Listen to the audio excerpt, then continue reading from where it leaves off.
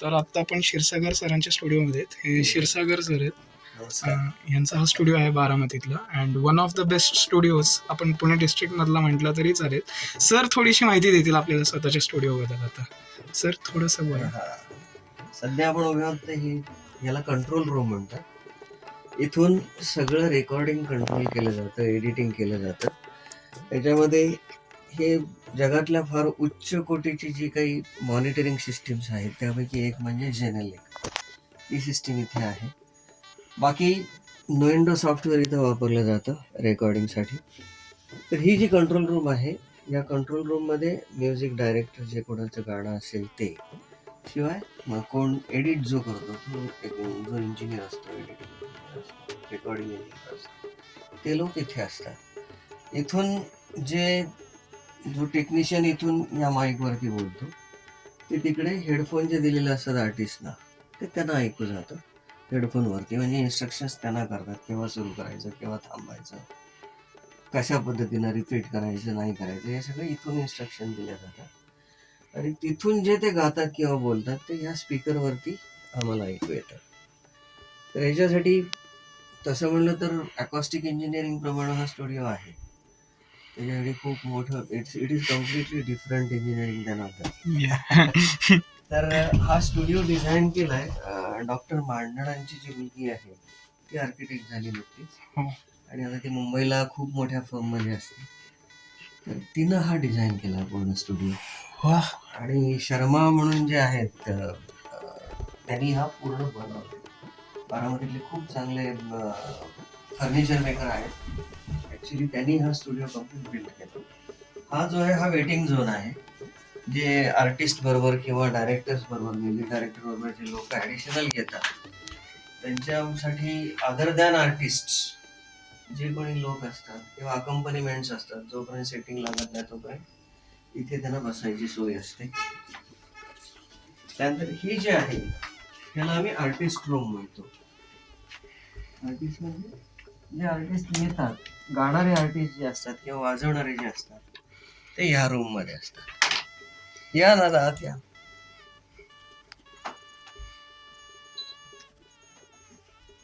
तर इथे maximum track recording होतं या इथे. त्याच्यामध्ये एक पहिला टोनचा ट्रॅक बनवला जातो, पर्टिक्युलर टोनचा ट्रॅक बनवला जातो म्युझिक डायरेक्टरच्या हिशोबाने. तो ट्रॅक इथे गाणाऱ्याला हेडफोन मध्ये दिला जातो. त्या ट्रॅक वरती तो त्या गॅप्स मध्ये गात जातो. तो गायल्यानंतर त्याचं एडिटिंग झाल्यानंतर मग नंतर अकंपनीमेंट येतात. त्याच्यामध्ये काही वेळेला गायकाबरोबर अकंपनीमेंट पण एखाद दुसरा असतो रिदम देण्यासाठी किंवा ह्याच्यासाठी. नंतर मग हळूहळू एक एक एक एक ट्रॅक, कधी तबल्याचा, कधी मग साईड रिदमचा, कधी गिटार, कधी कीबोर्ड किंवा व्हायलिन, हे नंतर एक एक एक एक एक एक ऍड केले जातात. इथे हा जो आहे ह्याला म्हणतात हेडफोन मिक्सर, हेडफोन ऍम्प्लिफायर. त्याच्यामध्ये 8 हेडफोनची सोय आहे. ऍट अ टाइम 8 कलाकारांना हेडफोन देऊ शकतो आपण. ओके. पण नॉर्मली एवढी गरज नसते. हार्डली 2 किंवा 3 तीन. खूप होतात. ट्रॅक रेकॉर्डिंग असल्यामुळे जास्तीत जास्त 2 मायक्रोफोन सुद्धा खूप होतात. नॉर्मली एकच वापरतात. पण काही शाळांचे ग्रुप्स वगैरे आल्यानंतर त्यांची रिक्वायरमेंट असते मग 2-2 माईक वरती, मल्टी चॅनल माईक वरती याचं रेकॉर्डिंग होतं. हे जे मायक्रोफोन्स असतात ह्याच्यात खूप प्रकार असतात. स्पोकन वर्डचा मायक्रोफोन वेगळा, ड्रामाचा वेगळा, गाण्याचा व्होकलचा वेगळा, इन्स्ट्रुमेंट्सचे वेगळे. Instruments tabla, violin, sitar. Normally ह्या डायरेक्ट बाहेरून मायक्रोफोन घेऊन त्याचं रेकॉर्डिंग केलं जातं. ते मायक्रोफोन्स वेगळे असतात.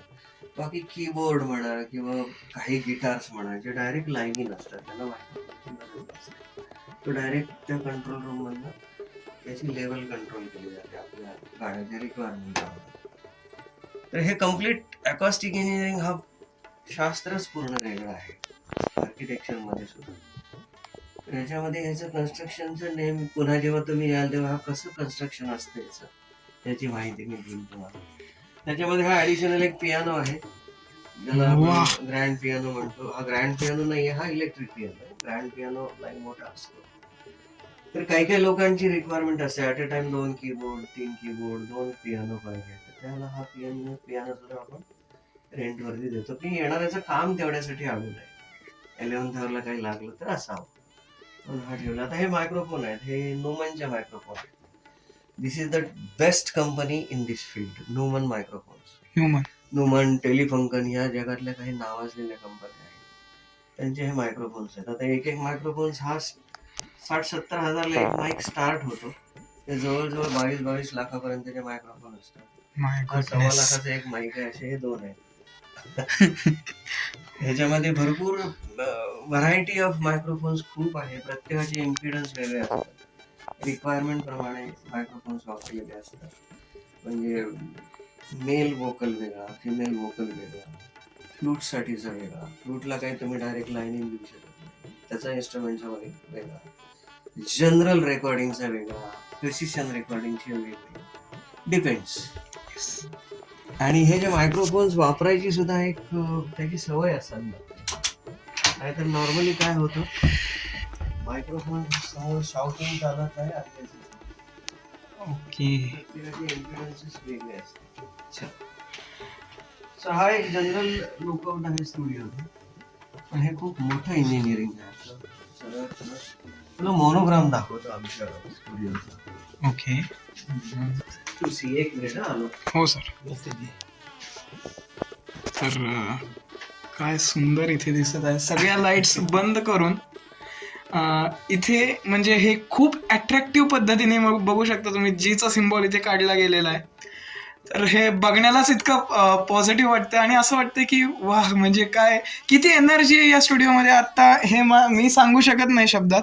आणि सगळीकडे इथे आत्ता अंधार आहे का, तर फक्त या लाईटचा फोकस व्यवस्थित यावा. आणि हा किती सुंदर पद्धतीने येतोय हा आपण पाहू शकतो. आणि म्हणजे जेव्हा एखाद्या व्यक्ती ते सॉन्ग रेकॉर्ड करत असेल, आर्टिस्ट सॉन्ग रेकॉर्ड करत असेल, त्याच्या काय भावना असतील त्या आपण शब्दात नाही व्यक्त करू शकत. त्यासाठी मी म्हणेन एकदा इथे भेट द्या, या स्टुडिओला भेट द्या आणि इथे एक सॉन्ग रेकॉर्ड करून पहा, म्हणजे तुम्हाला त्याचा अनुभव येईल. किंवा इथे येऊन तर पहा, तुम्हाला कळेल की किती भारी स्टुडिओ आहे हा. एवढा भारी स्टुडिओ, क्षीरसागर सरांचा हा स्टुडिओ आहे. त्याच्यामध्ये मला माझ्या मित्रांनी एक 5-6 वर्षापूर्वी गिफ्ट दिली होती, पण त्याचा मला प्रॉपर जागा सापडत नव्हती कुठे लावावं असा. तर ही त्याला मग स्टुडिओ डिझाईन करताना ही जागा त्यासाठी परफेक्ट मिळाली. तर हे एम्ब्रॉयडरी वर्क आहे, हे पेंटिंग नाही आहे. ओके. येस, या एवढा सुंदर स्टुडिओ. आणि अर्थातच शब्द उरत नाहीत जेव्हा आपण असं काहीतरी पाहतो. आणि कलेशी जोडलेल्या व्यक्तीला हे म्हणजे इमोशन असतं, त्याला त्याच्या पलीकडे काहीच दिसत नाही. प्रश्नच नाही. येस, आता आपण बाकीचे ह्याला जाऊ. हे बंद करून थँक्यू. नंतर पुढे जाऊ. तर आपण आता हा इथे पॉज करतोय, स्टॉप करतोय. ह्याचा हा एक सेपरेट पार्ट येईल, हा नक्की बघा, जास्तीत जास्त शेअर करा आणि भेट नक्की द्या इथे. थँक्यू.